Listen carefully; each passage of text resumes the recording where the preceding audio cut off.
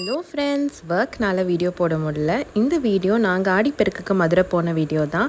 அன்றைக்கி நாங்கள் ஒரு சடன் பிளான் தான் போட்டுட்டு கிளம்புனோம். ஸோ ஆஃபீஸ் ஆர்டர்ஸ்லாம் முடிச்சுட்டு கடகடன்னு எல்லாத்தையும் பேக் பண்ணிவிட்டு நானும் குழந்தைங்க ஹஸ்பண்ட் எல்லோரும் கிளம்பிட்டோம். நிறைய ஒர்க் இருந்தனால 5 o'clock பிளான் பண்ண மாதிரி கிளம்ப முடியல. 7:30 தான் கிளம்பணும். டின்னருக்கு வேறு பிளேஸ் எதுக்கு யோசிக்கணும், நம்ம கோயம்புத்தூர்லேயே சூப்பரான அபிதா பிரியாணி இருக்கும்போது கோயம்புத்தூரில் இருக்கீங்க இல்லை கோயம்புத்தூர் விசிட் பண்ணுறீங்கன்னா கண்டிப்பாக அபிதா பிரியாணி ட்ரை பண்ணி பாருங்கள். Super authentic Muslim style biryani.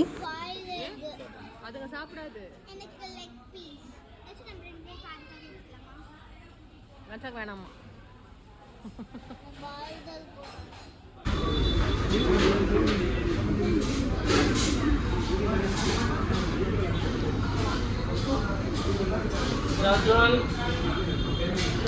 Bar money hi.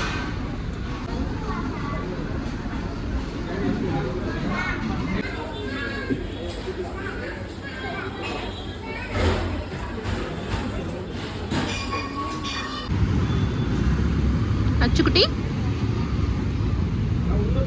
Coimbatore to Madurai போகிற வழி ஃபுல்லாகவே டேக் டைவர்ஷன் போட்டு ஏதோ ஹைவே வேலை நடக்குதுன்னு சொல்லி சுற்றி மாற்றி விட்டு நாங்கள் பயங்கர கன்ஃபியூஷனில் போய் பாதி ரோடு முடிஞ்ச இடத்துலலாம் போய் திரும்பிட்டு வந்தோம். செம்ம காமெடி அது.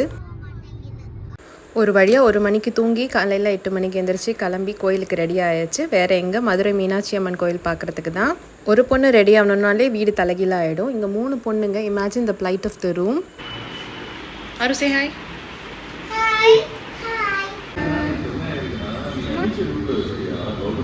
அரு பின்னாடி வா.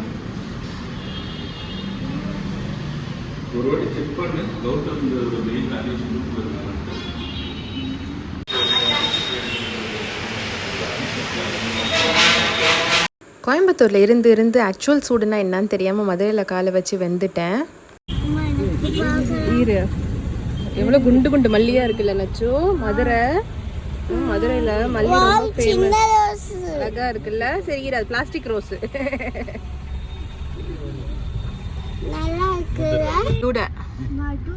என்ன ஊர் அது? மதுரா. எங்க இருக்குது அது? நம்ம ஊர்ல இருந்து எவ்வளவு தூரம்? இங்க பாருடா, ஓத்திஸ் வழியா போக சொன்னாங்க மணி. 100,000 கிலோமீட்டர்.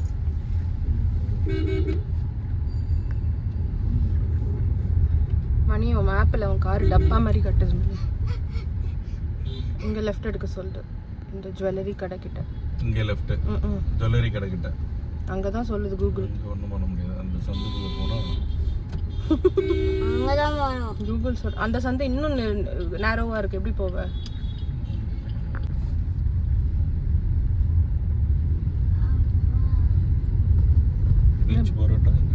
பயங்கர சூடுடா மணி. ரொம்ப தப்பு பண்ணிட்டோம் இல்ல. கோயம்புத்தூர்ல இருந்துட்டு சுத்தமா எனக்கு தெரியாது இவ்வளோ வெயிலா இருக்கும். வெயில்ல வந்து புடவை கட்டியிருந்தா நான் ஃபினிஷ். நம்ம சொல்லதான் முடியும். நம்ம அதுக்கப்புறம் கேட்குறவங்களோட விருப்பம் தான்.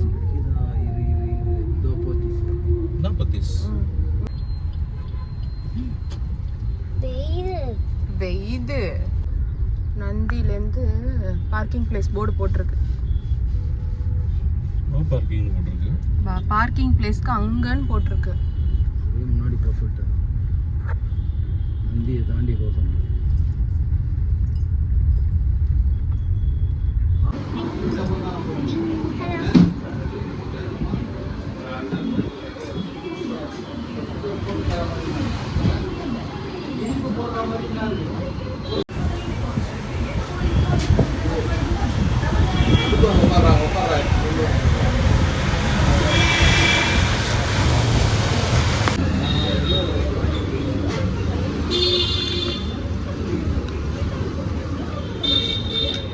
நச்சு சீக்கிரம், லேட் ஆகுது.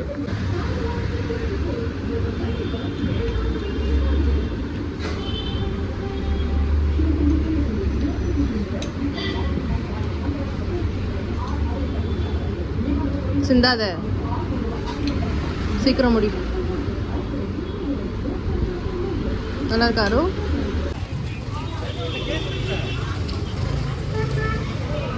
தொடாத அதெல்லாம்.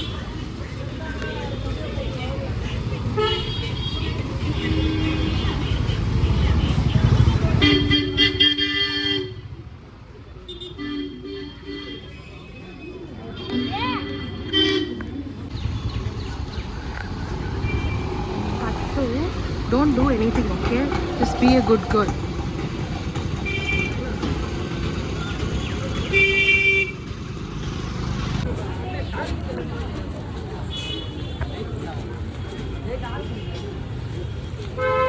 முடியா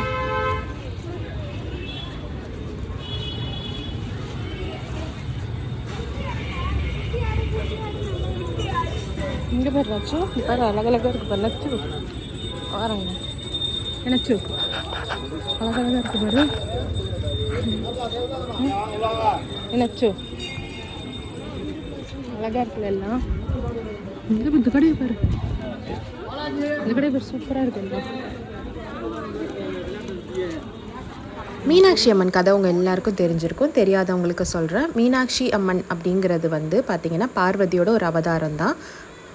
மதுரையை ஆண்டுட்டு இருந்த பாண்டிய நாட்டு ராஜாவுக்கு வந்து ஒரு குழந்தை வேணும், ஒரு ஆம்பளை வாரிசு வேணும்னு ரொம்ப நாள் வேண்டுதலாமா.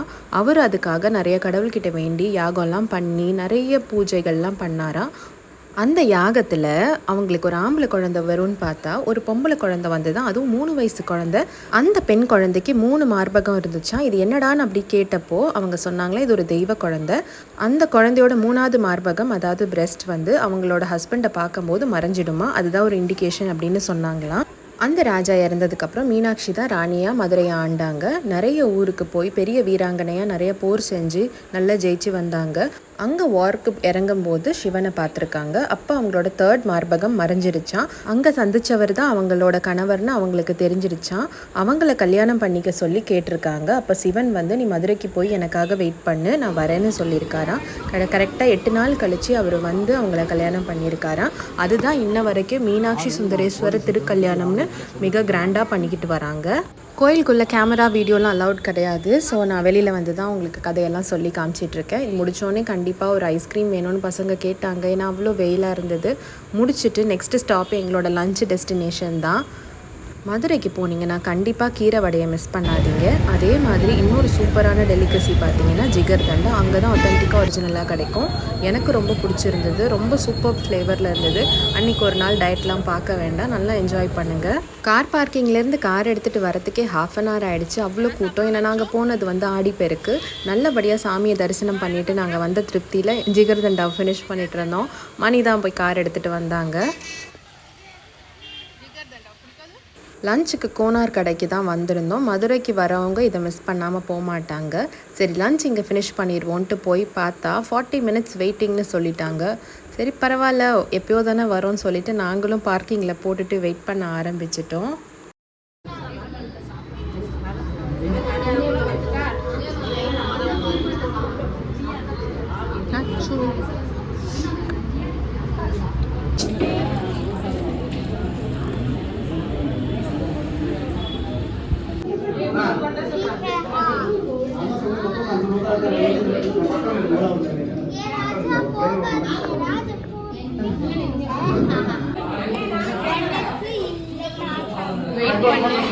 பேக தள்ளி விட்டியா?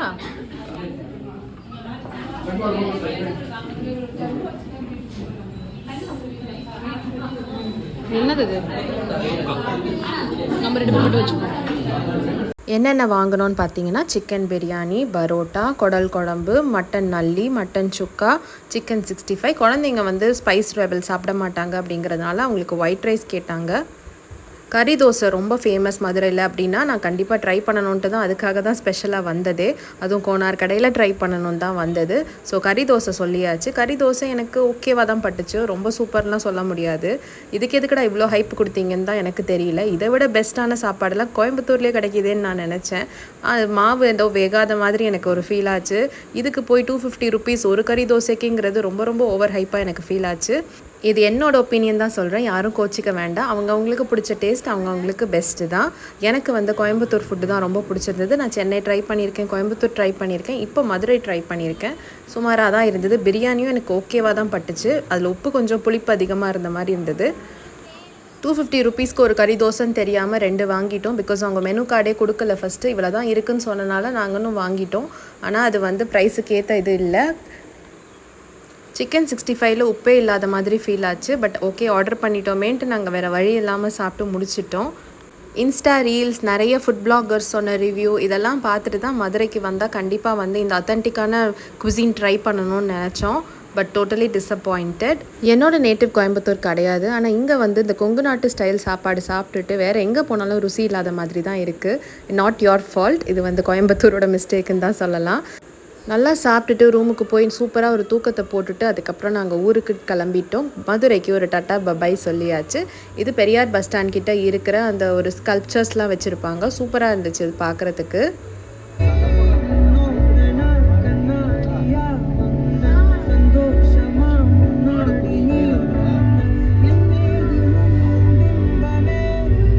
மீனாட்சி அம்மன் ஆடிப்பெருக்குக்கு திருப்தியாக பார்த்துட்டு ஜாலியாக ஜோராக கிளம்பியாச்சு. இன்னொரு வீடியோவில் உங்கள் எல்லாரையும் மீட் பண்ணுறேன். Until then bye bye. சப்ஸ்கிரைப் பண்ணிட்டு போங்க, மறக்காதீங்க.